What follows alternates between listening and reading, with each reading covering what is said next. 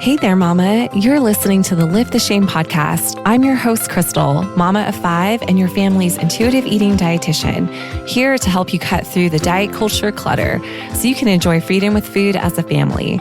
I'm on a mission to help you end the generational legacy of diet culture in your home so you can experience motherhood free from food guilt and body shame. Listen in weekly for guidance on how you can ditch diet culture, heal your relationship with food and your body, and confidently raise intuitive eaters. Let's dive in and lift the shame together. Welcome back to the show, Mama. It is October, which means Halloween is right around the corner. And if you have little ones, you might be navigating the whole sweets candy situation that is coming up. And so this month we are doing a little mini series all about kids and sweets. And I hope that this information is helpful just to support you in navigating sweets in your home in a way that just allows you to enjoy it and not stress about it. And most importantly, to help support your kids in learning how to self-regulate and navigate different kind of eating situations, especially those that are not that common or that come up infrequently, like a holiday where there's a huge influx of candy. What do you do about it? We are going to dive into all of that, and actually make sure you come back and stay tuned for our episode next week, where I'll be giving you some specific strategies geared towards Halloween and Halloween candy if you do celebrate and will be navigating a higher volume of candy with your kiddos. But today I want to focus first talking about 3 potential reasons why your child might be obsessed with sweets. And what, first of all, does an obsession around sweets look like? Because I think that this idea can be misconstrued. It's not uncommon for kids to just be excited about candy and sweets. And that is different from an obsession around sweets. So I want to make sure to clarify the difference between these two. So a child that might be more obsessive or preoccupied with sweets may have some of these common signs that you will see. So some of them might look like having a tantrum when sweets are refused or denied. If that is a reoccurring theme, that might be something we want to look at a little closer. If you are getting repeated requests for more sweets after eating what was allowed or what was portioned with a meal, that can be another indicator too. And again, we want to look at reoccurring patterns. If this happens every once in a while, it may not be indicative of an underlying issue that needs to be looked at. But again, if it's repeated, like if you're providing sweets, but every time you provide them, your child's always asking for more, that could be a clue that there's something there we need to look at. If your child frequently needs assurance about the next time that sweets will be offered or available, like if they're always asking, like, when do I get sweets? When do I get this? When can I have ice cream? Or I want candy. If they're asking and talking about it a lot, that is something we want to look at too. If their conversations primarily circle around sweets and desserts, those are also red flags that we want to look at more closely. Okay. So if they're constantly talking about it, another thing that I'll see sometimes in kids who are preoccupied with sweets is a lot of pretend play. So you might notice that is the reoccurring theme in your child's playtime, where they're pretending that they're baking or eating sweets or preparing desserts in some way. And so that could be something, again, that's cluing us into an underlying issue that needs some attention. We also see that kids who are more obsessive around sweets might display some anxiousness or fear around having sweets or not having sweets. We might also notice that they are sneaking sweets or perhaps eating sweets out of sight of their caregivers, like maybe they feel like they have to eat it in secret. They might be hoarding or collecting sweets in a secret spot. We might also see that they show some visible distress if sweets or desserts are not available.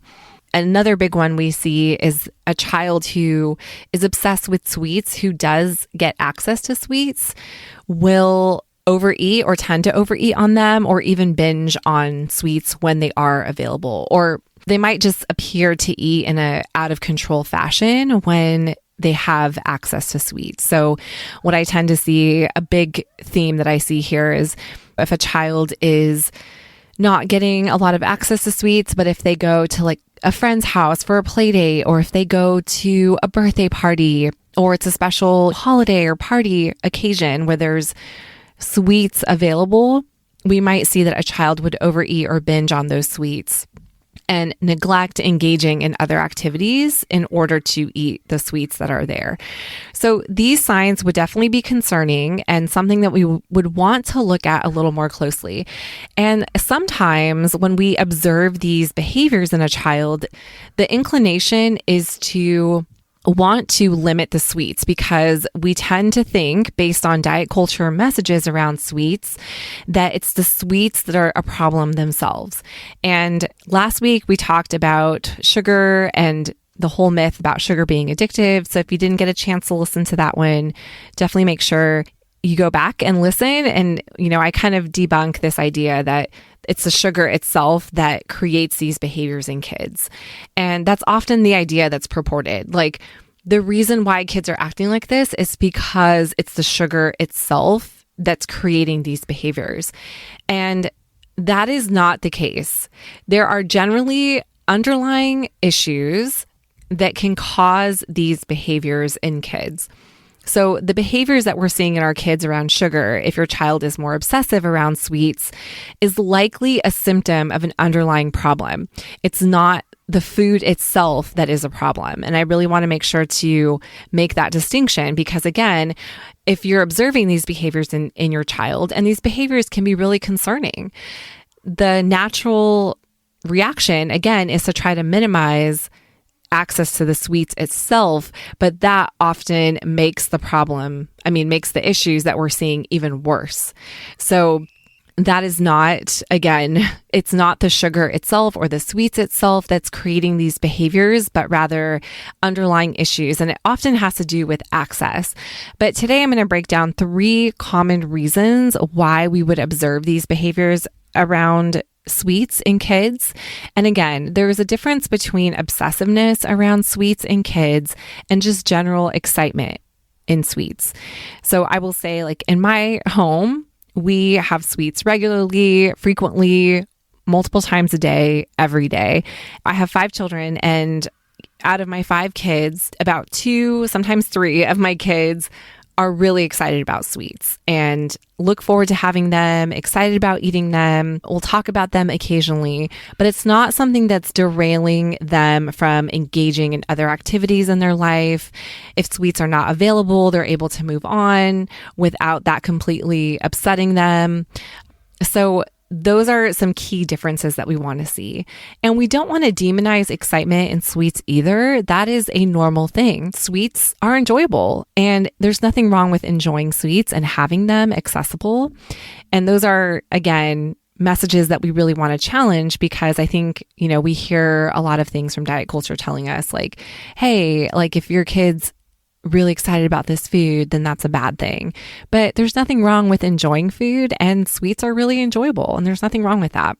So if you have observed some of these behaviors in your child and are wondering what the heck is going on, why is my child seem to be obsessed with sweets?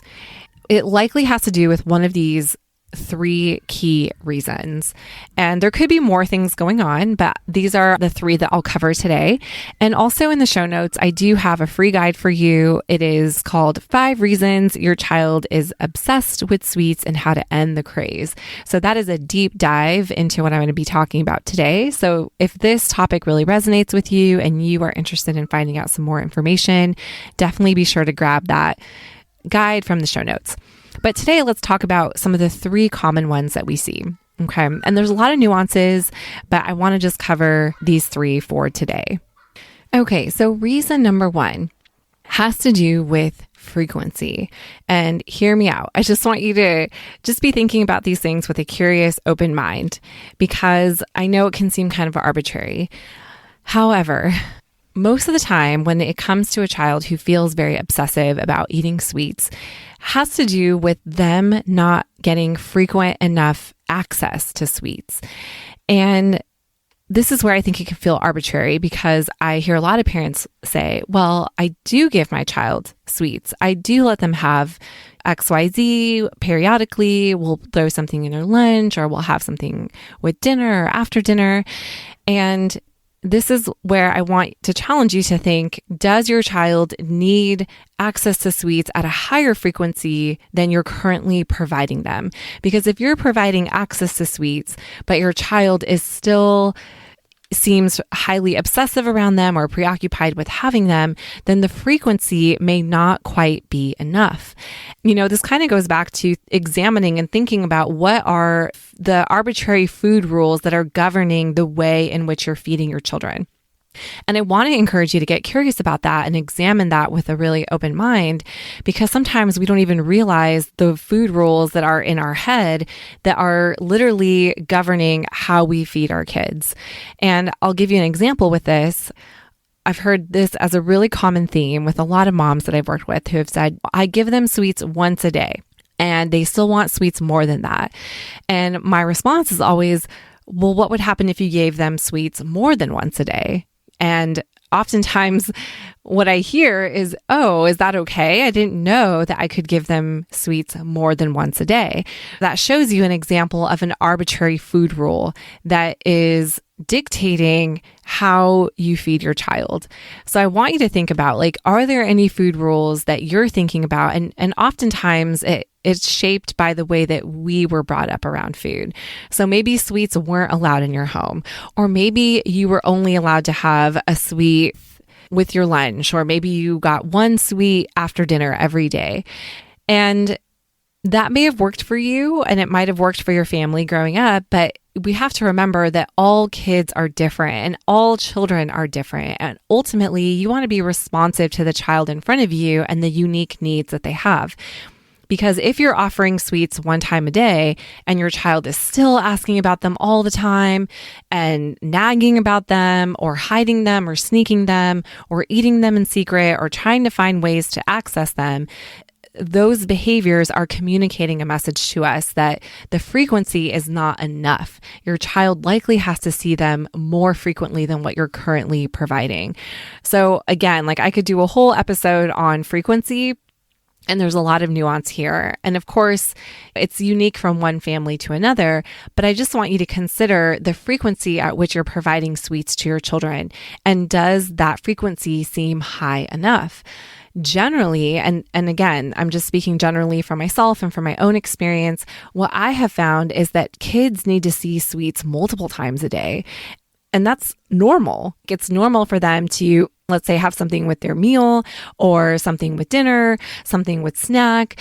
It doesn't have to be the same sweet per se, but they may need to see some kind of sweet multiple times a day in order for that to kind of meet their baseline. And this is more true, especially for older kids. So if you have a child that's a school-age child where they're getting more exposure to different kinds of foods and they're seeing friends eat sweets or they're having sweets in the classroom, that is going to increase likely the frequency that they'll need to see sweets at home. Another thing to consider is there are certain seasons, like seasonal times, where your child is getting higher exposure to sweets, and we want to match that by providing a higher frequency, which we're giving and providing sweets. So an example of that is right now during, this Halloween season. And it's kind of funny because really, I always say it's from Halloween all the way to Valentine's Day or Easter. It's just it feels like an ongoing perpetual exposure to a higher volume of sweets. But generally, right, if we're talking about right now in this month of October, kids are seeing more sweets and candy and Halloween sweets in the stores and things like that. So they're getting higher exposure. So oftentimes we need to adjust what we're doing to meet the exposure that they're getting and give them and provide a higher frequency of sweets so that it can really prevent any obsessiveness from building around sweets per se. So frequency is a big one, right? Looking at frequency, assessing how often am I providing sweets and am I providing it frequently enough so that my child can trust that these foods are part of their future. And I will tell you that generally we tend to underestimate how often our kids need to see sweets.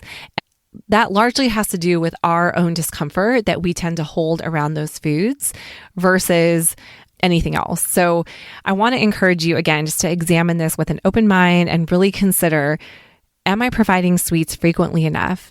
And I will tell you, for a parent who is healing their relationship with food in their body and recovering from an eating disorder or navigating their own issues around food, this is where I tend to see kind of the waters get muddied a little bit, because you might be dealing with your own discomfort and trying to manage that in a way that may be projected onto your child. So it's really hard to separate that. And I just want to hold space for you wherever you're at, and just know wherever you're at is okay. One of the first steps to helping you through this is really just examining with awareness what is happening. Are you maybe unintentionally restraining how often you provide sweets to your child because of your own fears around those foods? Or maybe because of fearful messages that you've heard around those foods. Or maybe it's just the way that you grew up and you don't know any different. And that's okay. You have to hold space for where you're at and meet yourself where you're at and ask yourself, what would it be like to make this more available? What if I provided it more frequently? And, it doesn't mean that you just say, okay, it's free reign. You get access to the fridge and the pantry, and you can eat whatever you want, whenever you want.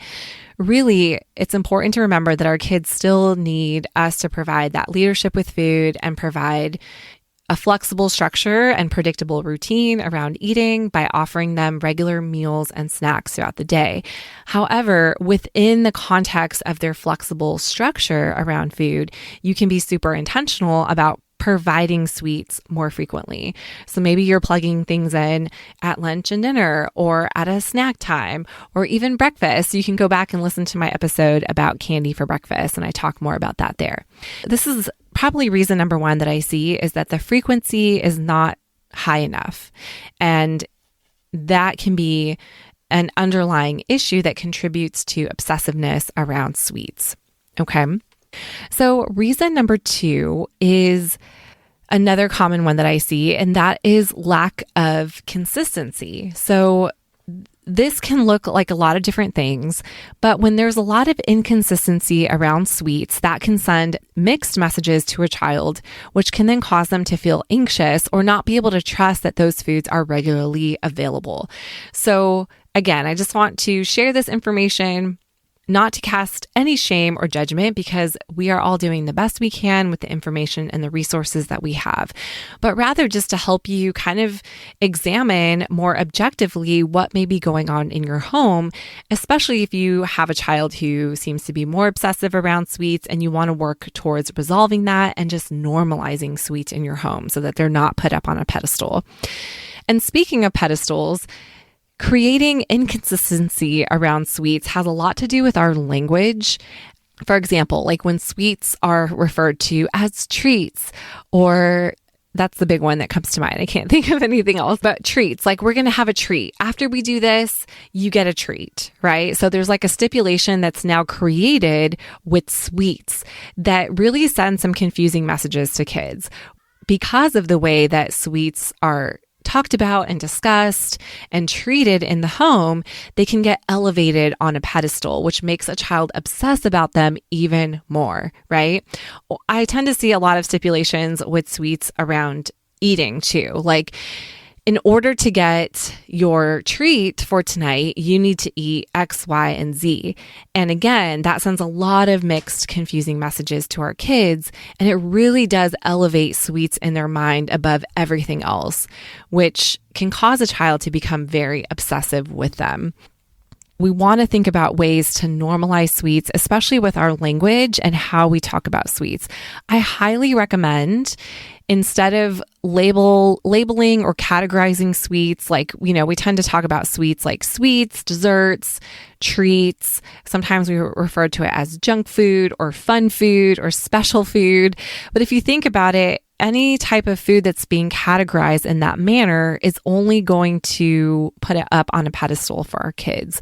Like, who wouldn't want a treat, right? Or something special? Like, it attaches a lot more emotion and energy to it. rather than if we just were to describe it in a very neutral way. And the way that you can do that is really by talking about sweets without any categories. I'm using the word sweets for the sake of this podcast episode, but in reality, I like to just call it by whatever it is, right? So like cookies, gummy worms, gummy bears, ice cream, popsicles. So instead of attaching those foods to a certain label, we can prevent that from happening by just calling it what it is and not associating it with a special category. That can be a really great way to take a emotionally neutral approach to sweets, but also to just stay more consistent with sweets as well. And another big part of making sweets consistent is having them regularly available. And this goes back to the frequency piece, but there's like no stipulations around sweets. It's like we have sweets available, even if it's not a special occasion, or even if you didn't eat your dinner, we're still going to have sweets. And that kind of consistency can really help quell any anxieties around having sweets, which in turn can diminish obsessiveness and preoccupation with sweets. So that's a big one there too. Another one here is, and this is the last one that we'll cover today, is quantity. And this is a big one too. Oftentimes, I'll have parents who'll come to me and say, you know what, I am offering sweets frequently. I am staying really consistent in offering them frequently. I'm being neutral about them, but my kid is still obsessive with them. I do not know what's going on. And oftentimes it has to do with quantity. So this one can be really prickly for a lot of parents because, again, it brings up a lot of discomfort.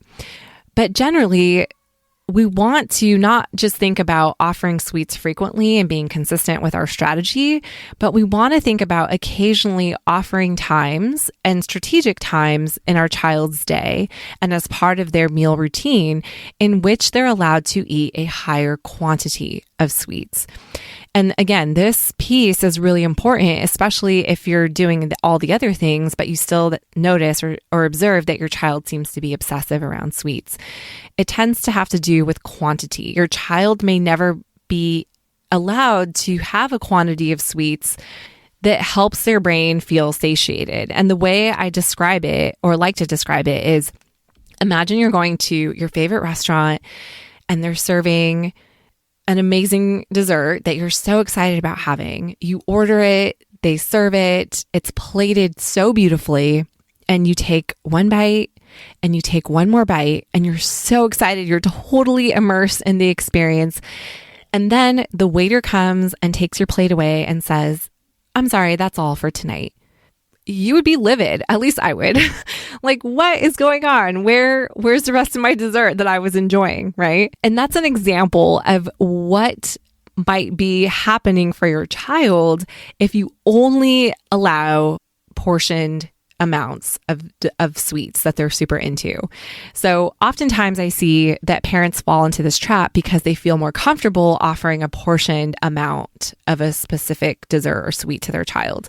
Like sweets can already feel uncomfortable, but it's like, all right, if I give my child a couple cookies, I'm okay with that. Or if I let them pick out a few pieces of candy to have with lunch, I can deal with that. But if I were to say, okay, now you need to put out your child's candy bucket and let them pick as many pieces as they want, that's going to feel a lot more uncomfortable. I just want to encourage you to think reflectively about what might be happening here. Do you have a hidden agenda when it comes to offering sweets to your child? Do you feel better about them only having a certain quantity and aren't really providing them opportunities to have higher quantities to discover what feels best in their bodies? And I can't stress this enough that our children really, really need these opportunities to learn how to self-regulate higher quantities of food, especially foods that they're really interested in. Otherwise, they will not learn what feels good in their bodies and what doesn't. And yeah, make sure you stay tuned for our episode next week. I'm going to talk more about this as it pertains to Halloween and Halloween candy. But we want to be intentional about allowing certain times where we're like, hey, here's our snack, or here's what we're having, and I trust you to decide how much you want to eat. Because again, just like with the frequency, we can tend to underestimate the quantity that our kids need to actually feel satiated, to register satiety in their brain. That might look different. We might think they'll feel satiated by having one cookie, when in reality, your child might need way more than that. And so if we're never allowing those opportunities, we can be shortchanging them. And that can just create more intensity and obsessiveness around having sweets because they're never allowed an opportunity to eat a higher quantity. So I recommend incorporating this strategy periodically. And it really does, there's a lot of nuance here, and it does depend on your situation and your child's situation, but occasionally plugging in a time where your child's allowed to have a higher quantity. And with Halloween coming up, this is a great time to incorporate this strategy. And I'm going to be talking about how to do that next week. But for example, if let's say your child's super into cookies and you allow them to have a couple cookies with dinner or maybe lunch, and they're still obsessive about it, I would try incorporating this opportunity where, let's say at a snack time, I like doing this at snack times. Let's say instead of just giving them a couple cookies, you put out a plate of cookies and maybe pour them a glass of milk and say, all right, we're having cookies and milk today. And you can have as many cookies as you'd like. Or I trust you to eat the number of cookies that you need, and you can listen to your body to help you figure out what that looks like. And if you're just starting this out, and it does depend on the age of the child, but sometimes kids overshoot it. They do. And they need to be able to experiment what that feels like. They need to understand, oh, I ate this amount last time and that didn't feel good, because that's data that they're getting to help inform their future eating decisions. And that is all how kids learn how to self-regulate. It has to come with experience. It has to come with learning. And so your child's innate abilities are there, but they have to develop them and learn how to use them. And incorporating strategies like this, where they get higher quantities of certain foods, especially those foods that we might not feel comfortable with, can be a very powerful way to support them in self-regulating and also diminish that hyperfocus or obsessiveness around sweets that might be surfacing. So those are the three main reasons: frequency, consistency, and quantity. And again, if you are interested in finding out more about this topic, I highly encourage you to snag my free guide, and I will put that in the show notes for you so you can download that and take a look at that. But just be encouraged. Just know that if you're observing this behavior in your child, that there is truly hope. And that when we focus more on the underlying issues to support our kids in normalizing sweets for them, we really do see these symptoms resolve, where you can have a child who's not obsessive and who's able to eat sweets in a manner that feels good for them and move on. It is possible, my friend. So I want you to feel encouraged, and also just be reflective about maybe what's going on for you and what's coming up for you in terms of how you're navigating sweets with your child. So I'll have some links for you in the show notes. And as always, would love to hear from you. If you have any questions about this, feel free to leave some comments on the show notes, or you can connect with me on Instagram at Crystal Kargas and ask any questions that may be coming up for you. All right, my friend, until next week, take care. Thank you for listening to this week's episode of the Lift the Shame podcast. For more tips and guidance on your motherhood journey, come connect with me on Instagram at Crystal Kargas. Until next week, Mama, I'll be cheering you on. Bye for now.